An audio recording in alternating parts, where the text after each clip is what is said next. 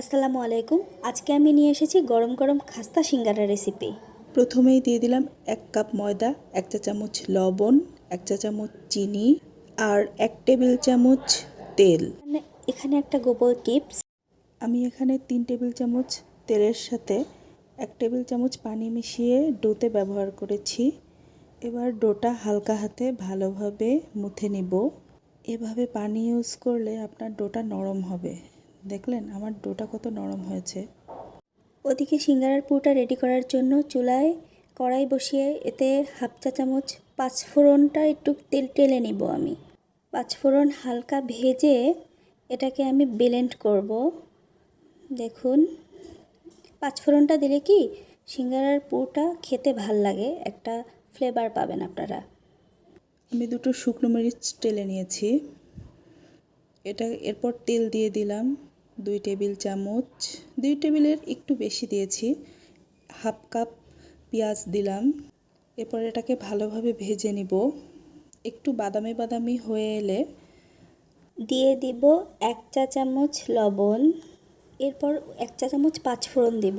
ওই যে গুঁড়ো করে রেখেছিলাম ওই পাঁচফোড়নটা দিয়ে দিব। এ পর্যায়ে খেয়াল রাখবেন পাঁচফোড়নটা যাতে বেশি না হয়, তাহলে কিন্তু তেতো লাগবে। এরপর দিলাম 1 চা চামচ জিরা গুঁড়ো, 1 চা চামচ হলুদের গুঁড়ো, 1 চা চামচ মরিচের গুঁড়ো দিয়ে মিশ্রণটা নাড়তে থাকবেন। এরপর আমি 2 টেবিল চামচ পানি অ্যাড করেছি এখানে, যাতে পেঁয়াজগুলো পুড়ে না যায়। আমি এখানে 1 টেবিল চামচ আদা রসুন বাটাও অ্যাড করেছি। দুটো কাঁচামরিচ দিবেন। এখন আমি এখানে 1 কাপ পরিমাণ আলু দিয়ে দিলাম। এরপর 2 কাপ পরিমাণ পানি দিয়ে দিব। মানে 1 কাপ আলুর জন্য 2 কাপ পরিমাণ পানি দিবেন। আমি এখানে হালকা পানিটা একটু বাড়িয়ে দিয়েছি যাতে আলুগুলো একটু ভালোভাবে সিদ্ধ হয়। এরপর লবণ দিয়ে দিলাম আর 1 চা চামচ চিনি ইউজ করেছি যাতে স্বাদটা খুব ভালো হয়। আপনারা এখানে চাইলে চিনিটা স্কিপ করতে পারেন, এটা অপশনাল। পানিগুলো শুকিয়ে এলে চুলটা আমি বন্ধ করে দিব। ওইদিকে আমার সিঙ্গারার ডোটা মোটামুটি সেট হয়ে গেছে। আমি এখন সিঙ্গারাটা বানিয়ে দেখাচ্ছি। ফার্স্টে রুটিটা লম্বা করে বেলে নেবেন। এই যে আমি যেভাবে দেখাচ্ছি এভাবে করে বেলে নেবেন। এরপর আমি রুটির মাঝখান বরাবর কাটার দিয়ে কেটে নিয়েছি, দেখতেই পাচ্ছেন। রুটিটা অর্ধেক করে নিয়ে মাথায় একটু পানি দিয়ে দিবেন যাতে সিঙ্গারা বানানোর সময় পুরোটা বাহিরে বের হয়ে না আসে। এরপর রুটির দুই মাথা ধরে এভাবে ভাঁজ দিবেন। এই যে আমি যেভাবে দেখাচ্ছি।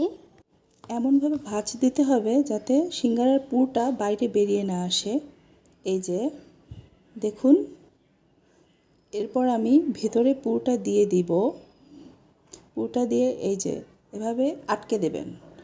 আটকে দিয়ে তারপর এখান থেকে এভাবে পেঁচিয়ে একটা ভাঁজ দিবেন। আমি এখানে আপনাদের বোঝানোর সুবিধার্থে একটু স্লো মোশনে ভাঁজটা দিয়েছি, দেখুন ভালোভাবে খেয়াল করুন। আমি আবার আরেকটা সিঙ্গারা বানিয়ে দেখাচ্ছি, দেখুন ভাঁজটা। আসলে সিঙ্গারার ভাঁজ জানলে সিঙ্গারাটা বানানো কোনো ব্যাপারই হবে না।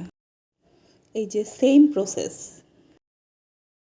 এবার ভিতরে পুরটা দিয়ে মাথা আটকে দিলাম, দেখুন ভালোভাবে। এবার এভাবে আমি অফ ক্যামেরা সব সিঙ্গারাগুলো একে একে বানিয়ে নিয়েছি, দেখুন।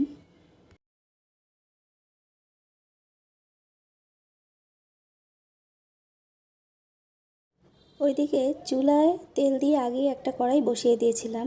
তেল গরম হলে আস্তে আস্তে একটা একটা করে সিঙ্গারাগুলো ছেড়ে দিবেন। দেখুন, এ পর্যায়ে একটা জিনিস লক্ষ্য রাখবেন, তেল গরম হওয়ার পরে সিঙ্গারাগুলো ছাড়বেন। এরপর চুলার জাল একটু কমিয়ে রাখবেন যাতে সিঙ্গারাগুলো পুড়ে না যায়। 1 মিনিট পরে আমি সিঙ্গারাগুলো একটু উল্টে দিলাম। যখন সিঙ্গারাগুলো এভাবে লাল হয়ে আসবে আস্তে আস্তে, এরপর একটা পাত্রে সিঙ্গারাগুলো উঠিয়ে ফেলবেন। বেশি লাল করা যাবে না, তাহলে কিন্তু খেতে পোড়া পোড়া লাগবে। কাজেই একটু কালারটার দিকে খেয়াল রাখবেন। আমি এখানে একটু নেড়েছি যাতে সিঙ্গারাগুলোর কালারটা ঠিক মতো আসে।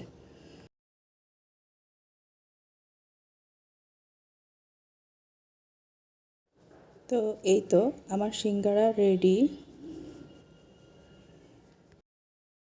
আমি এখানে আপনাদের একটা সিঙ্গারা ভেঙে দেখাচ্ছি। দেখুন ভেতরটা কত মুচমুচে হয়েছে আমার সিঙ্গারাটা, এবং পুর অর্থাৎ আলুর পুরটাও খুব মজা।